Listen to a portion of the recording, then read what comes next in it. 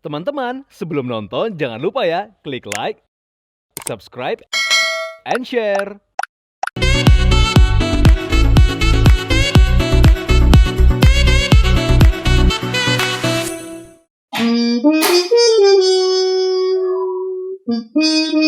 Untuk Hari Musik perkembangan ya, pertama kali saya main di Indonesia itu tahun 84.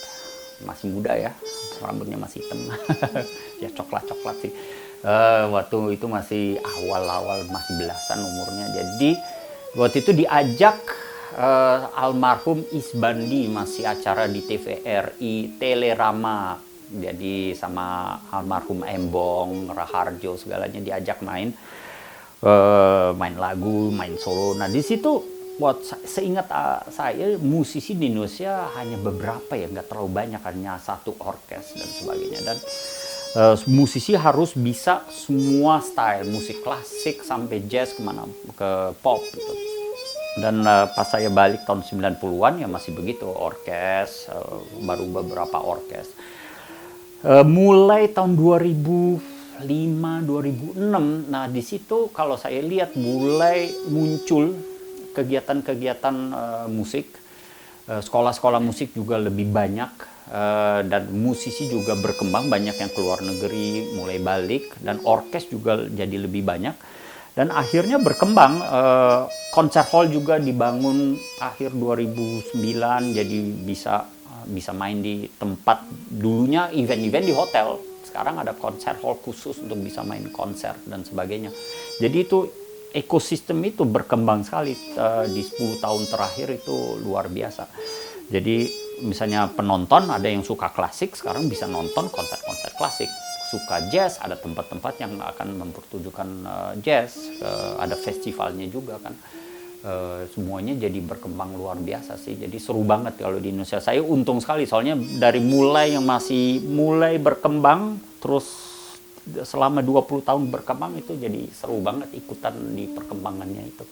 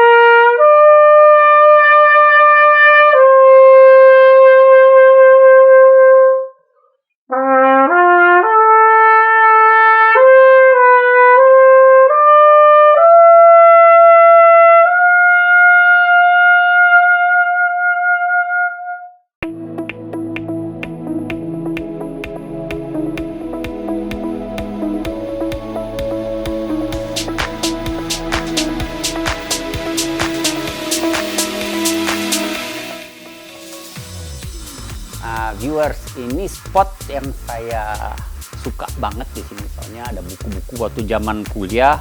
Di sini ada buku tentang musik, ada ensiklopedia juga. Dulu masih ingat belum ada internet ya, jadi semua mesti beli buku dan sebagainya.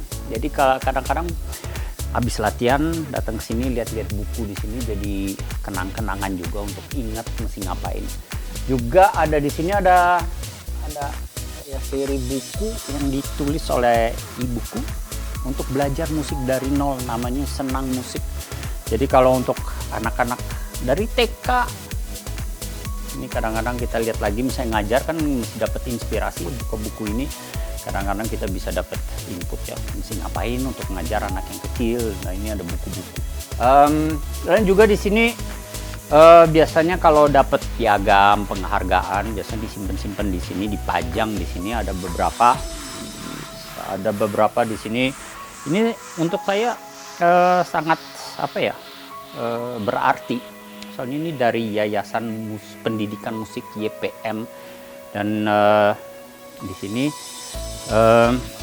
ditulisnya kepada RKWI atas kerjasama luar biasa dalam mengembangkan musik klasik di Indonesia. Jadi untuk saya ini ada artinya, soalnya bukan hanya karena main atau pamer atau bukan kayak gitu-gitu, tapi benar-benar dari kerja bertahun-tahun itu ada yang menghargainya.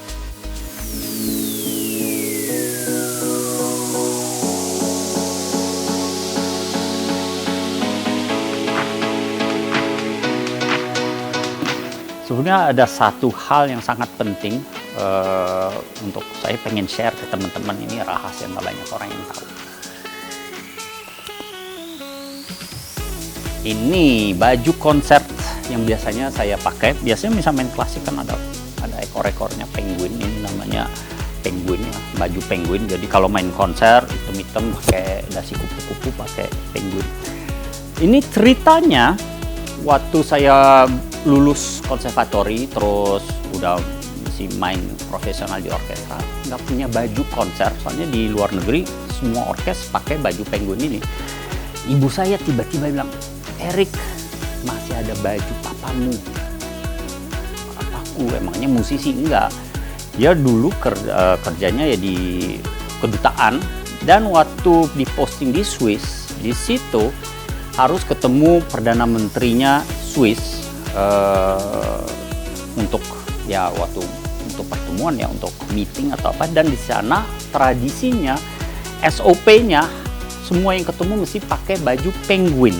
Jadi otomatis orang-orang Indonesia yang bikin baju-baju penguin, dan ternyata waktu ibu saya buka di lemari, ada di ujung-ujung ketemu penguinnya ini. Jadi ini penguinnya dijahit tahun 62 atau 61. Saya belum lahir. Hanya dipakai sekali sama bapak saya untuk ketemu Perdana Menteri itu. Habis itu puluhan tahun, sampai kalau nggak salah tahun 88 baru dibuka lagi. Akhirnya saya pakai, ternyata ukurannya pas, cocok, bapak ke anak cocok. Sampai sekarang ini selalu misalnya ada konser yang penting, ini akan selalu dipakai. Karena pertama enak kali dipakai, dan juga kan kita ada sejarahnya ke belakang, kita ingat bahwa kita bukan sendiri, itu semuanya ada perkembangan sampai saat ini, selalu ada hubungannya. Ini konsepnya.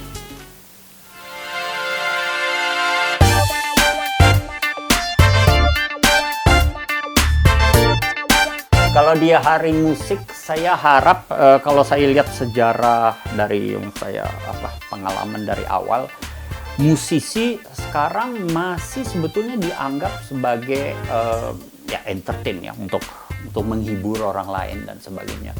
Saya berharap sebenarnya musik itu salah satu seni yang paling tua di negara manapun. Itu di semua budaya musik itu penting, karena bukan hanya untuk menghibur, itu jadi bagian dari budaya. Kalau kita lihat di Indonesia, budaya gamelan terdiri dari macam-macam, itu bukan hanya untuk menghibur, itu bagian dari budaya. Dan saya pengen dan harapan untuk musisi-musisi itu menilai diri sendirinya bukan hanya sebagai penghibur supaya orang lain senang, tapi bagian dari perkembangan budaya di Indonesia sendiri. Jadi kalau kita main lagu dari luar, itu nggak masalah, kita main lagu barat, oke. Tapi lagu Indonesianya sendiri, lagu budaya Indonesianya sendiri, itu harus dikembangkan. Dan kita harus bangga bisa mengembangkan seni budaya dari Indonesia sendiri, dikembangkan. Bukan ambil dari luar terus dibilang ini dijadiin Indonesia, bukan begitu. Jadi harapannya musisi-musisi bisa berkembang di situ. Saya sendiri sebagai pemain trompet kan jelas-jelas itu alat musik barat. Tapi dengan lihat sejarah di Indonesia, lagu Indonesia, berharap dengan alat musik barat bisa mengembangkan juga musik yang ada di Indonesia.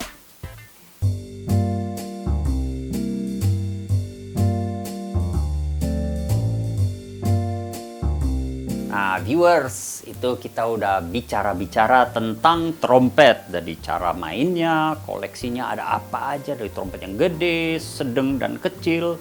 Dan juga maintenance-nya, cara bersihin, perawatnya gimana. Juga tentang apa yang sehari-hari, kenapa saya main trompet, jadi kegiatan dari dulu sampai sekarang, mainnya di mana. Dan juga kenang-kenangan seperti baju, yang jadi kenangan terindah untuk saya kalau main musik. Dan untuk spesial Hari Musik ini, saya pengen kolaborasi dengan Jenny, akan memainkan cello. Kita akan memainkan lagu Indonesia Pusaka. Dan viewers, selamat menikmati. Dah, selalu semangat.